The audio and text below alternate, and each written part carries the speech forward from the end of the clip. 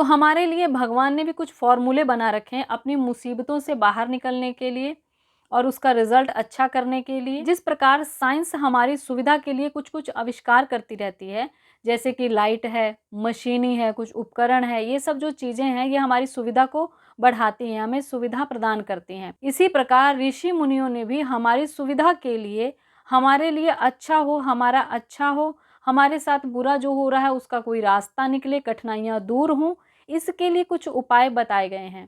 नमस्कार, राधे राधे, जय श्री कृष्ण। मेरे चैनल वृंदे राखी पर आपका स्वागत है।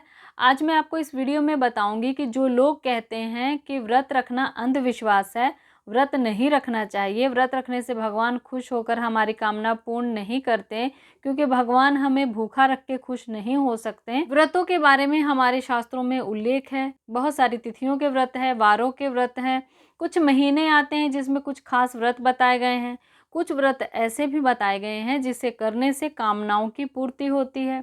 कुछ व्रत बताए गए हैं जिसे करने से पापों का नाश होता है। कुछ व्रत ऐसे बताए गए हैं जिससे रोग से मुक्ति मिलती है। देवी देवता के निमित्त जिसके निमित्त व्रत करते हैं वो हमारे जो कष्ट को दूर करते हैं, कामनाओं की पूर्ति करते हैं, ऐसा ऐसा हमारे शास्त्रों में उल्लेखित है।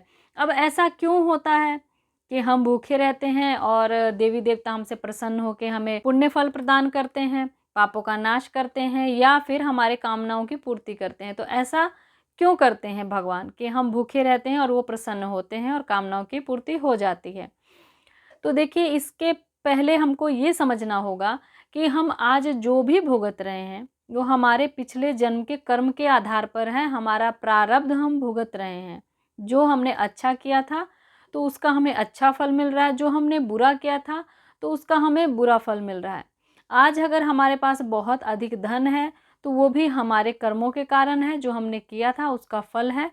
आज हमारे पास धन नहीं है या संतान नहीं है, घर बार नहीं है, या कोई हमारा प्रियजन हमारे साथ नहीं है, या किसी से बिछुड़ना हो गया है, किसी से मिलना हो गया है, जो भी कमी है या कोई ऐसी कामना है जो पूरी नहीं हो रही है तो आपको कष्ट मिल रहा है, ये सब हमारे ही कर्मों का फल है। तो हमने जब कोई बुरा कर्म किया था तो उससे कुछ पाप उत्पन्न हुए, उसी पाप ने हमें इस जन्म में कष्ट दिया। तो बुरे कर्म का फल क्या हुआ?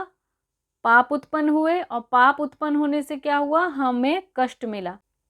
तो जब हम किसी व्रत को करते हैं अपनी उस इच्छा के लिए जिसके कारण हमें कष्ट मिल रहा है, और हम उस व्रत को करते हैं जिससे इस कामना की पूर्ति के बारे में शास्त्रों में बताया गया है, जिस भी भगवान देवी देवता के निमित्त हम ये व्रत रखते हैं, तो उस व्रत के रखने से हमें जो कष्ट होता है, व्रत रखने का अर्थ केवल भूखा रहना नहीं होता है। व्रत रहने का मतलब होता है नियम से रहना, सात्विक रहना, अपने विचारों को शुद्ध रखना, अच्छे कर्म करना, दूसरों का भी भला करना और सात्विक विचार के साथ पूरा वो जो समय है व्रत का व्यतीत करना, जिसमें हमारा सोना, उठना, बैठना, जागना, खाना पीना, आना जाना, बोलना, लेना देना सब शामिल है व्रत के अंतर्गत।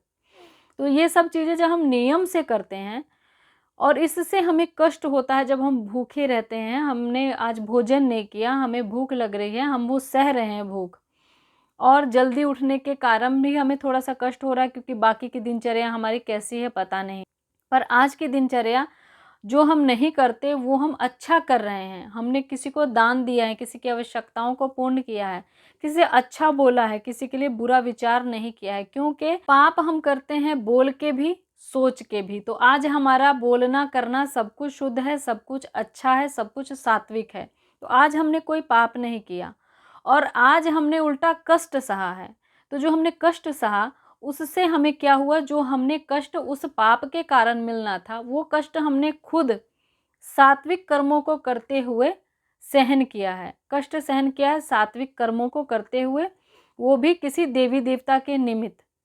तो जिस देवी देवता के निमित्त ये व्रत किया है, हमने नियम पालन किया है, श्रद्धा विश्वास से किया। इसमें श्रद्धा विश्वास भी शामिल है कि ये होगा, इसमें पॉजिटिविटी है। तो पॉजिटिविटी भी काम करती है। हम सामान्य जीवन में भी पॉजिटिव नेगेटिव पर ध्यान देते हैं, कहते हैं ऐसा मत बोलो, जो बोलते हो वही होता है, तो नेगेटिव मत बोलो, है ना। तो हमें पॉजिटिव उस दिन रहना भी होता है जब हम व्रत करते हैं। तो आज हमने क्या किया? कष्ट सहा, नियम से रहे, किसी का बुरा नहीं किया, उल्टा अच्छा किया, पॉजिटिविटी थी कि ये काम होगा जिसके लिए हम ये चीज़ कर रहे हैं, ये व्रत कर रहे हैं।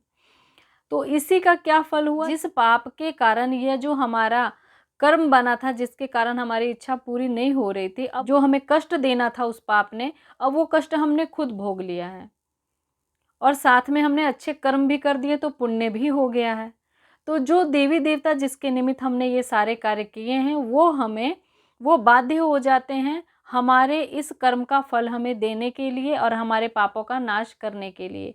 तो ये सब चीज़ें हमने किया और हमने ही पाया। पहले जो हम कर रहे थे हमने ही किया था, हम ही पा रहे थे।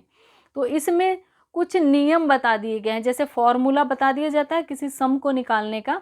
तो हमारी परेशानी का जो सम था, इसको जो निकालना था, इसका जो आंसर करना था, जो रिज़ल्ट लाना था, उसके लिए ये फॉर्मूला बनाया गया है। कुछ फॉर्मूले भगवान ने भी बनाए हैं जिसमें व्रत भी होते हैं, मंत्र भी होते हैं, कुछ नियम होते हैं, कुछ संयम होते हैं। शास्त्रों में बहुत सारी चीज़ें ऐसी बताई गई हैं और वो मिथ्या नहीं है, यानी कि वो अंधविश्वास नहीं है, झूठा नहीं है, वो सब सच है।